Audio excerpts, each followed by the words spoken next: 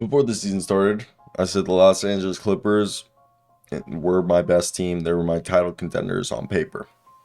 But 9-7, and they got a good win over the Detroit Pistons. Kawhi Leonard had a bit of a quiet game, but Marcus Morris, Reggie Jackson, and Paul George carried it all the way. Plus, Kawhi Leonard hit a layup that you know that the team needed, and Batum came in, played some defense. Norman Powell kind of was the sixth man tonight. Moses Brown, he's been actually getting minutes, and I've actually enjoyed him. He's been their backup center, well deserved. And he only plays a few minutes a night, but he comes in, grabs a few rebounds, and if he does well, they keep him in a little longer. But he's been a good backup, spelling Zubac when needed. Then you got, Terrence Mann was a guy that I thought was going to break out, but he hasn't done much. John Wall, he had too many turnovers, so they really couldn't keep him on the floor because he just kept turning the ball over. And I love John Wall, and I think the turnovers thing is just him trying to get like consistent minutes. I mean, the guy's averaging for the season right now 13 points a night. Yes, he's shooting 25% from three, but it's primarily. I mean, this is a guy who's only came off the bench right now, and for the first time in his career, John Wall's never came off the bench. He's coming off the bench for the first time in his career, and he's doing a good job. He's playing like 23 minutes a night. He's basically, if he was starting, he'd be a 20-point scorer, and he's passed the ball real well. Yes, the turnovers are a bit more than you would like, but that's always just John Wall's always a guy that you've had to live with the turnovers with him. But the squad's good. The squad's good. There's no reason to be concerned. They are playing well. They've got a great bench. It's crazy to think about that. Amir Coffey and Robert Covington aren't even being touched. Also, insane that BJ Boston did not dress. He's on the active roster, but they've been telling him not to dress lately because even if they have a blowout, they weren't going to play him. But Amir Coffey and Robert Covington have been pushed out the lineup with their 10-man rotation lately being Terrence Mann, John Wall, Moses Brown, Norman Powell, Nick Batum, then Paul George, Reggie Jackson, Zubac, Morris, and Kawhi Leonard. And for me, it's interesting with this team because as more and more time passes, I don't necessarily look. The Clippers, they beat the Cavs, the Lakers over the last few days, and this is a team that their depth is supposed to be able to give them guaranteed victories over really good teams if they have a lead.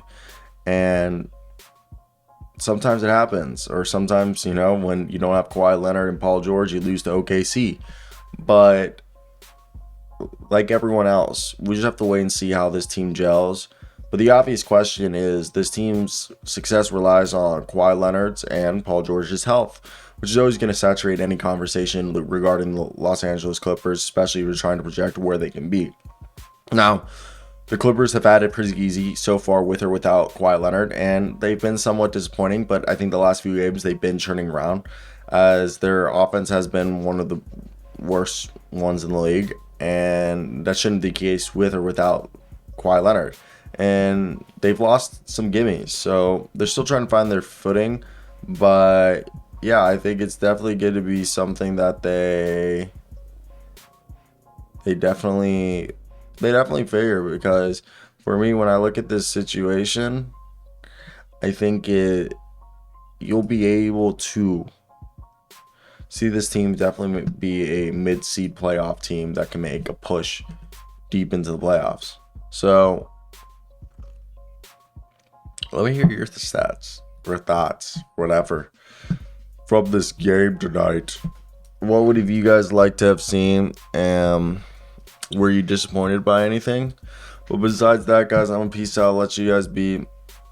I think that's everything, right? Because I doubt there'd be anything at all to talk about. And yeah, I'm gonna just goodbye, everybody. I've got to go. Gotta leave you all behind and face the truth. Also, when they send guys like Terrence Mann to visit the LAFC, are these set up by the teams? I've never understood how they do those little deals. To get the athletes to visit the other LA teams or the other teams in their city. Especially if they're not owned by the same guy. That one's always made me wonder what's the right move. Also, why does LA and New York get 2 teams and Chicago gets 1? I'm just saying. Okay? That's just me. But let me know. I'm a peace out, guys. I love y'all.